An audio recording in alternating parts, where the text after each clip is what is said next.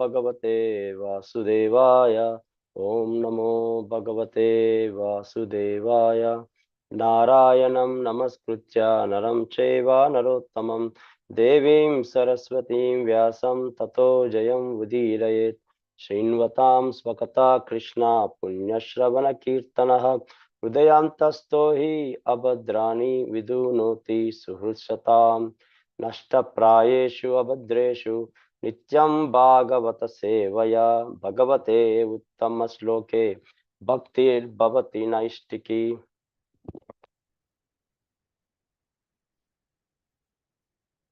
Krishna everyone, we will be starting the Srimad Bhagavatam. We are reading the Srimad Bhagavatam, Canto 4, Chapter 6, titled Brahma Satisfies Lord Shiva, verses 9 to 15. Verse 9.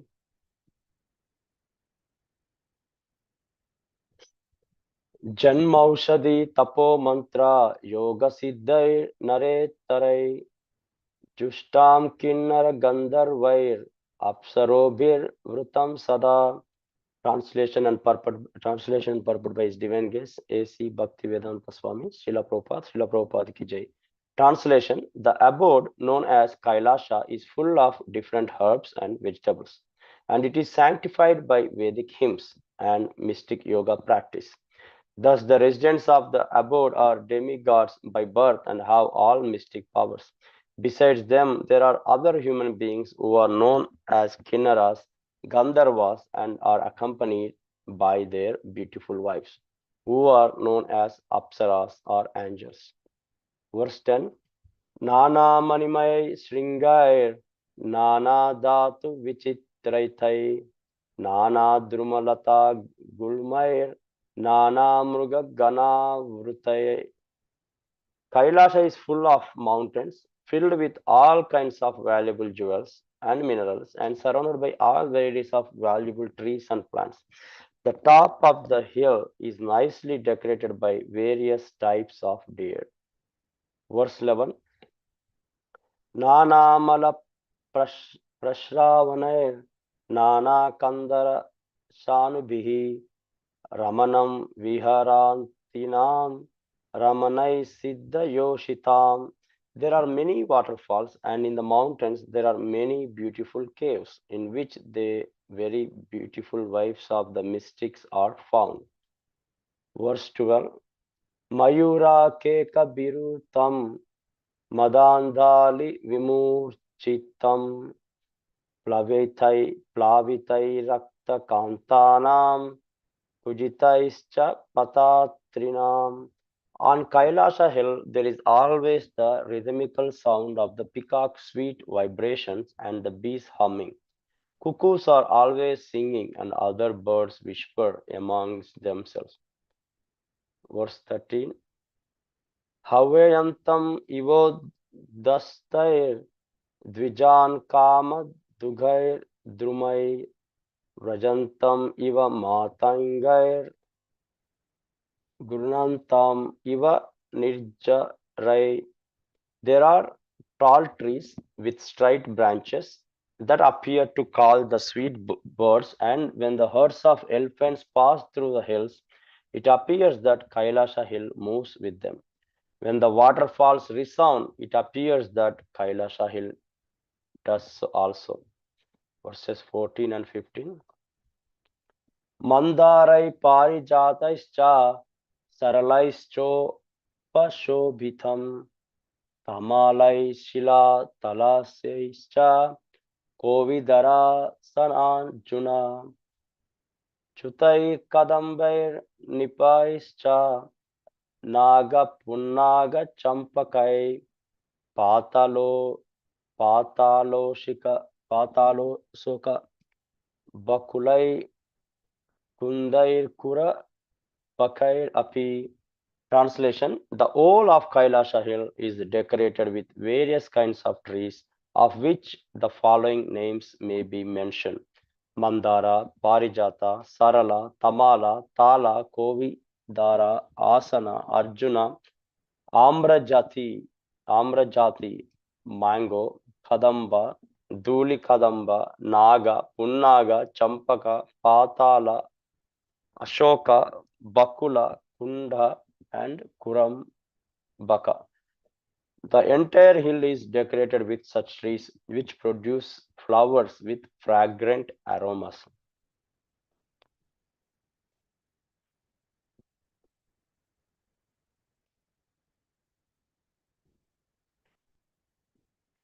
नमां विष्णुपदाय कृष्णप्रस्थाय भूतले श्रीमते भक्ति वेदांत स्वामी नामिने नमस्ते सरस्वते देवे गौरवाणी प्रचारिणे निर्विशेष शून्यवादी पाश्चात्य देशतारिणे जय श्री कृष्ण चैतन्य प्रभु नित्यानंद श्री अद्वैता गदाधर श्रीवासदि गौर भक्तवृंद हरे Krishna Krishna Krishna Hare Hare Hare Ram Ram Ram Hare Hare.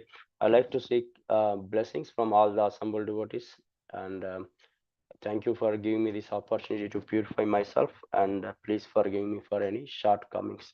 So we are in this Daksha, Sati, and Shiva pastime for last few chapters. In the current chapter titled Brahma satisfies Lord Shiva. So after all the devatas, priests and guests were wounded and defeated by Lord Shiva's followers, they approaches Lord Brahma and informs him what happened. So they came to the Brahma for the help, and Brahma said, "You cannot be you know offending the great personality.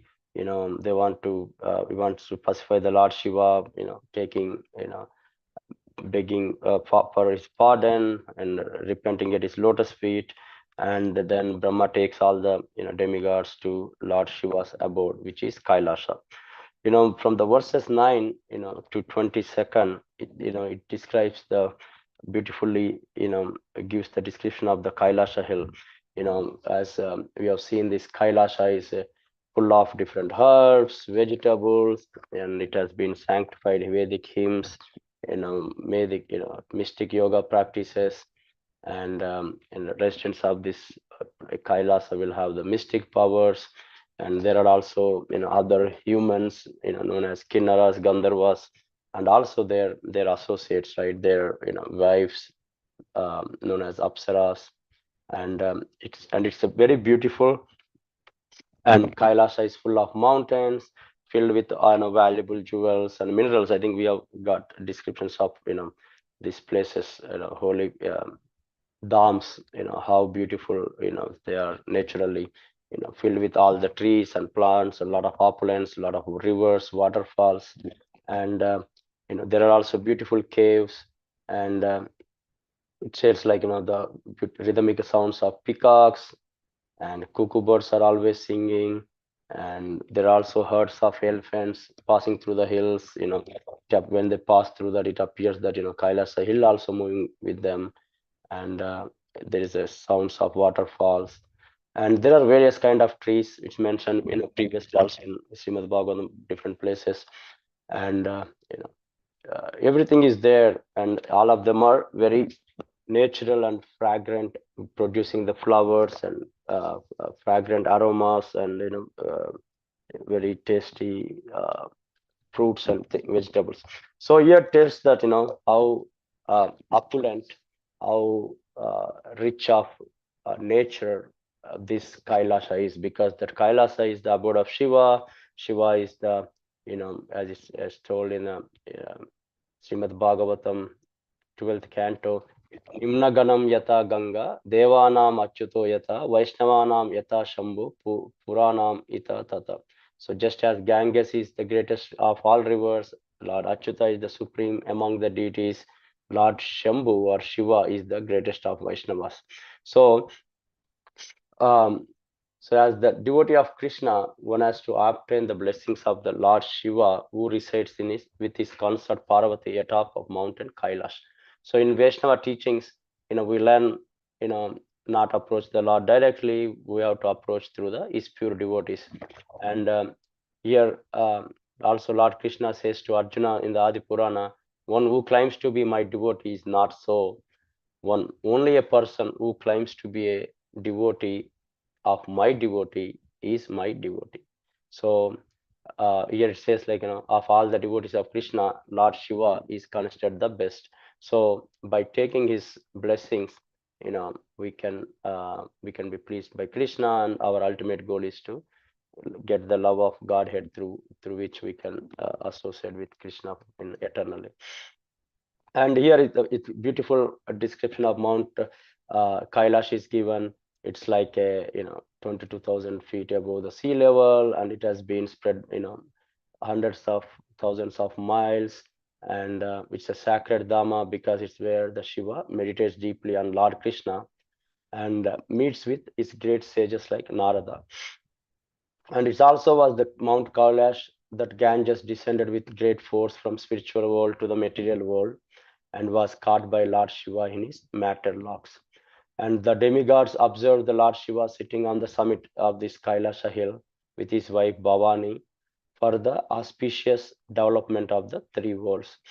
So he was being worshipped by greatly saints, desiring liberations. Demigods offered them their obeisances and prayers with the greatest respect. And the Kailash is also known as Mount Meru, the center of the universe. And different throughout the ages, it has been called by various names like a Jewel Peak or Lotus Mountain or Silver Mountain, the city of Kuvera, and that is said to be a Mount Kailash. And a lot of Buddhists also, uh, visit, take this Kailash as a holy name, and nobody is allowed to climb or step on the Kailash, but one can take a walk or circumambulate around the this Mount Kailash. It takes few days to do that. And in the Tibet, in the Buddhists say that there is an invisible ladder connecting the Kailash to the heaven, and the rulers of the ancient Tibet said that the citizens have descended to Kailash from the heaven attached to the ropes of light. So um, even in there is a Shivastakam. I heard that 8 prayers glorifying Lord Shiva spoken by Chaitanya Mahaprabhu, and it was recorded in the Murari Gupta's book, Sri Chaitanya Charita Mahakavya. So that will give us better understanding of Lord Shiva according to our Vaishnava philosophy. So those 8 prayers, the Sri Chaitanya Mahaprabhu offering the prayers to Shiva, that I perpetually offer obeisances unto you, the Lord of 30 primal devas, who are the original father of created beings. And I offer my obeisances to you, who resembles the moon of molten gold. I offer my obeisances to you, who dispel darkness with your 3 eyes, the moon, the sun, and the fire, thus cause auspiciousness for all the living entities of universe, and whose potency easily defeats the thousands of moons and sun. I offer my obeisances to you, whose form is brilliantly illuminated by the jewels of Anantadeva, the king of snake, who possesses divine potencies and are clothed in a tiger skin. I offer my obeisances to you, who bestow happiness on your servitors as you pour upon them the liquid nectar flowing from your reddish lotus feet, upon with charming ankle bells ring. Please endow me today with pure love of Sri Hari. O Sri Rama, O Govinda, O Mukunda, O Shauri, O Krishna, O Narayana, Vasudeva, I offer my obeisances unto you, Sri Siva, who are the monarch ruling ruling over all the bee-like devotees who are mad to drink the nectar of these and other innumerable names of Hari, and who thus destroys all grief. I offer my respectable obeisances unto you, Sri Siva, who are forever inquired confidentially by Sri Narada and other great sages, who very easily bestow boons on them, who bestow the happiness of Hari Bhakti on those who seek boons of you, who thereby create auspiciousness and are thus the guru of everyone. If so, these are the meanings of the prayers by Sri Chaitanya Mahaprabhu, Lord Shiva. As we see, Shiva is the guru of everyone, and Shiva always meditate upon Lord Krishna, and he's sitting under the banyan tree and on the Kailasha hill meditating upon Lord Sri Krishna. So so whole thing is here, nature is so beautiful. We have, there are a lot of seven wonders in the world. People go for, Niagara Falls and other places and think that they are close to the nature. They feel very ecstatic. But imagine the descriptions of the Kailas, how much spiritual abode it is, to have, maybe our eyes or material senses are not enough to uh, taste and feel the beauty of those, spiritual dharms like that. So, and even though with a lot of times when there is a material opulence, people are use that material opulence for the sense gratification, engage their senses for their gratification. So a lot of people go to this nature or many of these places, you know uh, uh, for the for enjoyment. It can be mostly a sense enjoyment, but in these places here, as is auspicious by meditation of Lord Shiva on lotus feet of Krishna and all, all the nature will support that, and it's very uh, conducive for spiritual enlightenment and for spiritual. So even though they are humans and other demigods visit this, but their consciousness is different, and they just use for their spiritual enlightenment, or as people who are wants a liberation goes to pray on Shiva and get the liberation and get a mystic power and engage in the service of Shiva, but Shiva ultimately serves the Krishna. So over the time, those who go there will realize and get the taste of love of Godhead, and they will be eventually become a devotees of Krishna. I think with that I can end. So thank you very much. Hare Krishna.